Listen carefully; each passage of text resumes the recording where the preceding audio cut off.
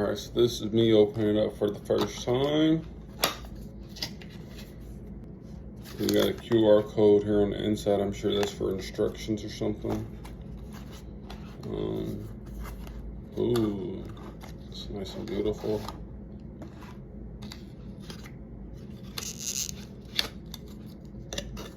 Okay. It's nice and tight in there.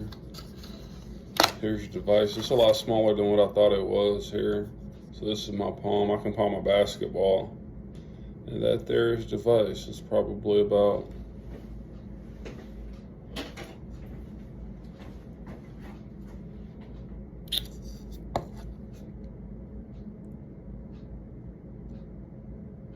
about 1 3/4 by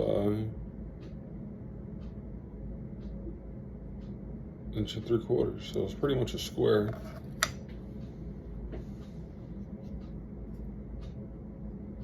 Okay, I think it needs to be charged up because it got a USB down here, so I might let this thing charge up for a few hours. So I need to go out to site and really check. I got a project that I really need this on right now, and I already got the color kind of pre-selected with the client, so it's going to be a nice test against our eye. Okay, I'm gonna go charge this up real quick. Be right back.